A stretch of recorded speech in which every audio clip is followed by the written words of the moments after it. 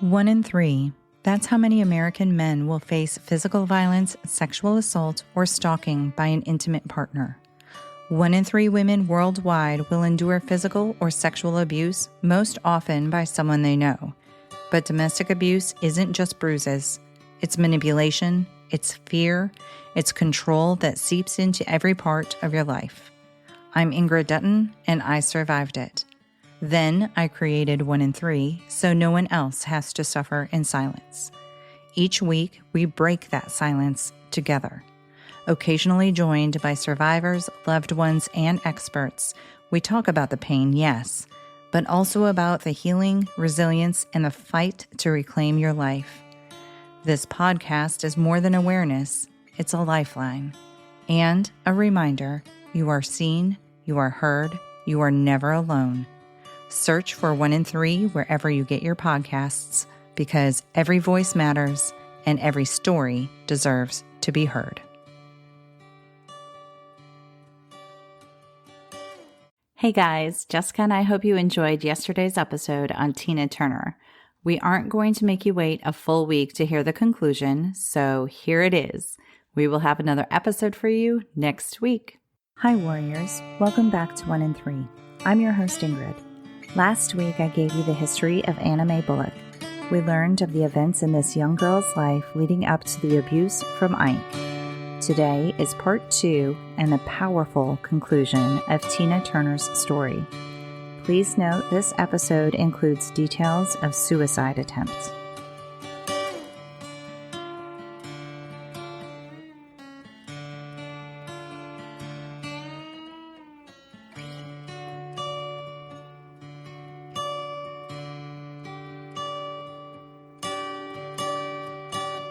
To recap where we left off last week, Anna Mae was pregnant with Ike's baby. He proposed her name change and the direction of where he wanted their careers to go. He beat and sexually assaulted her when she voiced her uncertainty of the changes. Following the abuse and feeling she had no other safe option, the act became the Ike and Tina Turner Review. Despite the name, Ike and Tina were not married at that point. As A Fool in Love hit the airwaves and gained popularity, Tina was hospitalized for hepatitis. Ike grew impatient as her hospital course lengthened in duration. He needed to tour and take advantage of the popularity of Ike and Tina Turner. He eventually was able to convince Tina to sneak out of the hospital, even with the medical team recommending more inpatient time. 2 days after she left the hospital against medical advice, Tina and the Review were on the road to begin their tour. She, still recovering and still pregnant. 8 months into the pregnancy, Tina was still powering through performances, dancing, kicking, and jumping off stages. On October 3rd, Ike noticed how pregnant she actually was. He canceled shows and took her to Los Angeles to wait for her delivery. On October 27th, Ronald was born. Everyone recognized immediately that he looked just like Ike. Lorraine noticed too. That's when she officially left Ike. That's when Ike and Tina suddenly had 4 boys they needed to care for. Ike had Tina perform just 5 days after delivery. She was still bleeding and still healing. Following that performance, he allowed 2 weeks for her to recover. After that, the schedule was grueling. They would spend months on the road.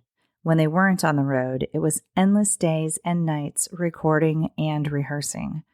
The boys would stay with women Ike had hired, and there were a lot of women. Housekeepers, nannies, managers, they were all women. And, unfailingly, each one would eventually fall prey to Ike's advances. Always a businessman, Ike learned what was needed to keep the women, especially Tina, under his control. He decided it was time for them to get married. Now, Ike was no stranger to marriage. At one point, he reported having married 14 women over the course of his lifetime. He looked at Tina one day and said, "Do you want to get married?" Knowing what would happen if she said no, 22-year-old Tina said yes to her 7-year senior. 2 days later, in Tijuana, Mexico, In a filthy room down a darkened alley, the pair signed papers confirming their marriage. Then Ike, the romantic that he was, took Tina to a brothel where she was forced to sit next to him as they watched a live sex show. Marriage certainly didn't curb Ike's infidelity. He continued having sex with employees, fans, anyone, and everyone. All the while, his abuse continued and actually worsened once he was introduced to cocaine. None of Ike's women were off limits to his abuse either, but Tina always suffered the worst. He began to use whatever was within arm's reach to beat her with. He used wire hangers, shoes, phones, and shoe stretchers. He forced her to eat enormous amounts of food. He even stuck a lit cigarette up her nose. There was a routine. The beating was followed by rape, followed by forcing Tina to perform on stage like nothing happened. Ike would often say, "You sing, motherfucker, because you made me do it." Tina suffered broken ribs and even a broken jaw. Her face was constantly bruised, and she became quite proficient at applying makeup to cover it up. Sometimes the abuse occurred when the boys were home, huddled under their blankets. Tina's oldest biological son, Craig, recalled Ike throwing boiling coffee at Tina. She screamed in pain, clutching her face and neck as the skin peeled away. She suffered third-degree burns from that one. There was no predicting when his rage would strike. Tina remembered the constant fear, walking on eggshells in anticipation, was the worst part. Like many victims of domestic violence, Tina became depressed. She couldn't see a way out and saw suicide as her only solution. Her physician prescribed sleeping pills when Tina visited with complaints of insomnia. He warned her they could be dangerous and counseled her on appropriate usage. After returning home, Tina put them away for safekeeping. One night in 1968, Tina met her limit. At the time, there were 3 Anns living in the house, and Ike was having sex with all of them. One of them was even pregnant with his child. Tina knew she had to time this just right because the review was booked for a performance that night. The pills would not become effective immediately, and she wanted to make sure she was able to at least begin the show. You see, Tina had been gaslighted and groomed so well that she had a sense of obligation to make sure Ike was paid for the booking. Thinking she had plenty of time, she swallowed all 50 pills after dinner. The performers went to the club and were busy getting themselves ready. It wasn't long before someone realized there was something wrong with Tina. She had just taken her eyebrow pencil and drew a line all the way across her face. Tina was rushed to the hospital with the review's road manager driving. Meanwhile, Ike was shoving his fingers down Tina's throat in the back seat. Once at the hospital, Tina's stomach was pumped. She pulled through, only to wake up with Ike glaring next to her side. Tina recognized what was happening to her was not okay, but she felt stuck. This was her career, her friends, her family, her life. Where was she supposed to go? She felt alone and embarrassed. She did try to run away on 3 occasions. Not having a safe, discreet plan in place, she first left for the only location she could think of, to her mom in St. Louis. Ike was able to figure that out easily and intercepted her at a bus station, only to force her back home. The next time, she was free for 3 days when she stayed at her cousin's place. The most successful instance was when she had gone to a mutual friend's house. She was there for 2 weeks when she returned home to try and settle matters with Ike. She confronted him and told him she couldn't take the beatings anymore, but was willing to try and work out some kind of professional compromise. Tina had been introduced to Buddhism, ironically, by one of the women Ike had hired. Tina began chanting multiple times each day, Nam Myoho Renge Kyo. Each time she chanted, she gained strength. She mentioned eventually seeing her life from a different point of view. As she became more confident, Ike started to realize he couldn't control her anymore, and Tina noticed that fear. In July 1976, Ike and Tina were heading to Dallas for another performance. She was wearing an all-white pantsuit. On their way to the airport, Ike pulled melted chocolate out of his pocket and offered some to Tina. She replied with a simple yuck. He backhanded her. But this time, instead of feeling fear, Tina was pissed. She glared back at him in defiance. The crew landed in Dallas and got into the car bound for their hotel when Ike resumed the beating. Tina was not taking it this time. With her finger under his nose, Tina told Ike, "I'm not taking your licks anymore."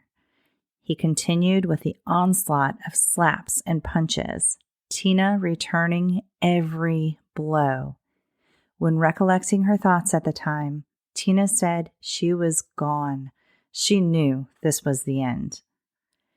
As everyone began unloading the vehicles at the hotel, Ike blamed their appearance on an accident. Ike was coming off a multiple-day bender, so he passed out quickly and deeply as Tina massaged his back when they got to their room.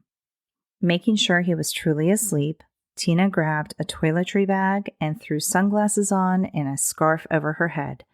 Avoiding other band members, she slipped out the back of the hotel. She hid in alleyways, behind garbage cans, slowly sneaking away. Tina was facing a freeway, but knew there was no turning back. Racing across lanes of fast-moving traffic, she was nearly hit, but she made it and ran to the nearest hotel. Tina ran into the Ramada Inn in her bloodied white suit. With only a mobile credit card and 36 cents in her pocket, she asked for the manager. She told him, "I'm Tina Turner. I have had a fight with my husband, as you can see. Will you give me a room? I can't pay you right now, but I promise that I will." The manager immediately put her in a room with a guard outside. He had soup and crackers delivered to her as her face was too swollen to tolerate anything else. Needing to figure out a long-term escape plan, Tina called their attorney. She couldn't go to her mom or sister because Ike would easily be able to find her. Arrangements were made for her to catch a flight to LA the very next afternoon. She stayed with that attorney until Ike found out. After threatening his family, Tina left and moved in with another friend. She continued to relocate to the houses of various friends to avoid being found by Ike. As a form of payment and gratitude, Tina would clean their homes. Now, I was young when I first heard about Tina's story. I'm not sure if things were deliberately portrayed this way, but it appeared to me that this woman suffered abuse, left the situation, and immediately reclaimed her life and success. Abusive relationships can leave the victim lost, their identity systematically stripped and destroyed. After escaping the abuse, it takes time, therapy, healing to find that person again. Tina's relationship and career began at a young, impressionable age. Her personal identity had not even been fully developed yet. Ike groomed her and sculpted her persona. She didn't have to reclaim her identity. She had to figure out what it was, wipe the previous slate clean, and then move forward. None of that happened immediately. It didn't happen easily, but Tina was a determined woman.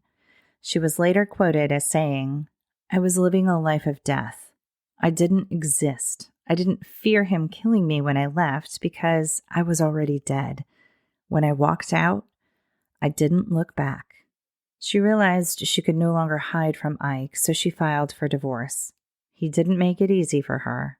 He would stalk her, send his men to shoot out cars and windows. Their 4 boys were sent to live with Tina.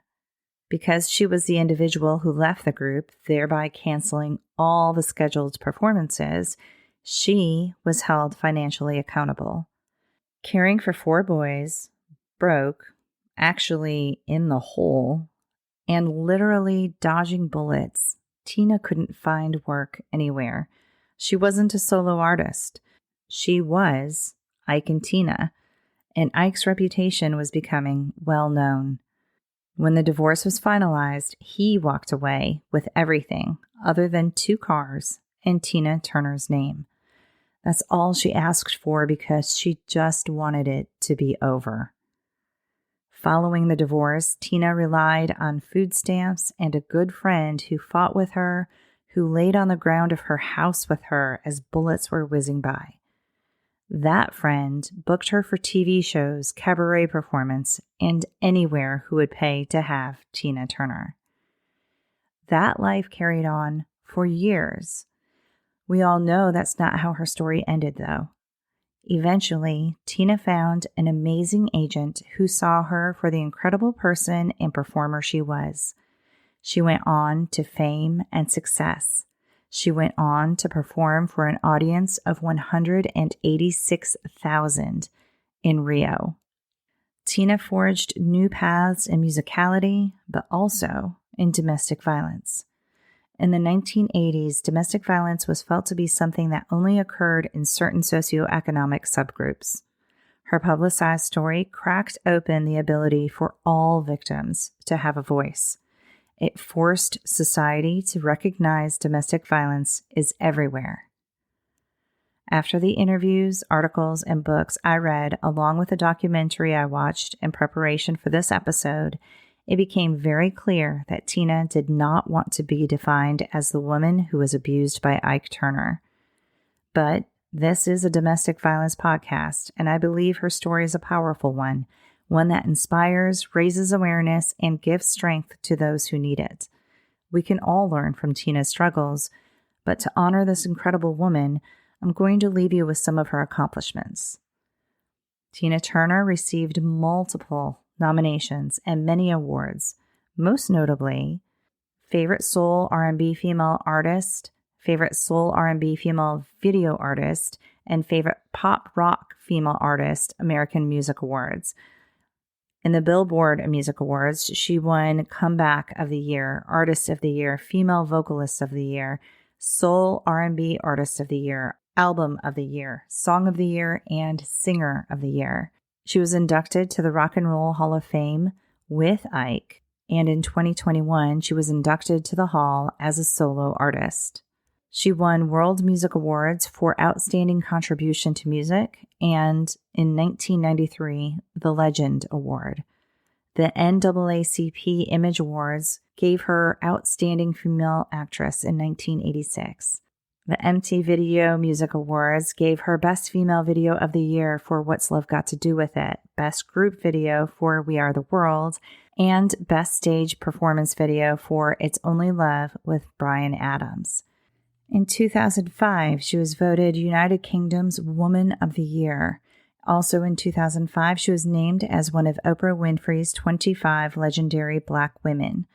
In 2007, she was ranked number 19 by BET and the world's top 25 dancers of all time. She also holds several Grammys, including the 2018 Grammy Lifetime Achievement Award. What I personally feel is Tina's biggest triumph is that she found love, real and true love. At the age of 47, she met and eventually fell in love with Erwin Bach, who was 30 at the time. They married when she was 73.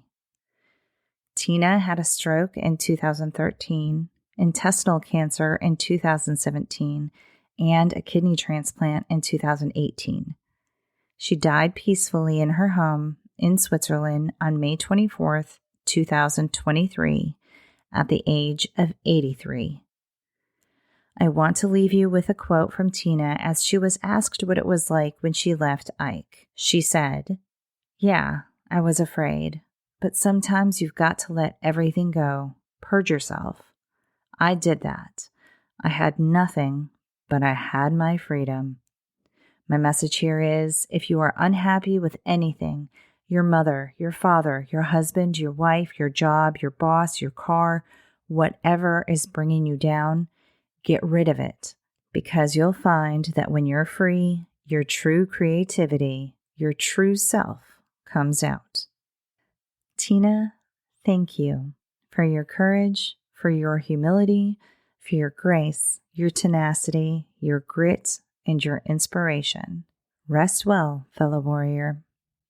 In honor of Tina, I added her songs Help and The Best to our 1 in 3 podcast playlist on Spotify. You can find the list of sources used for this episode in the show notes. I will be back next week with another story for you. Until then, stay strong, and wherever you are in your journey, always remember you are not alone. Find more information, register as a guest, or leave a review by going to the website 1in3podcast.com.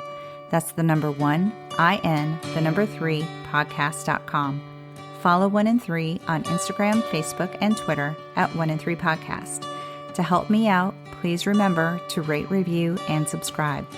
1 in 3 is a .5 Pinoy production. Music written and performed by Tim Crow.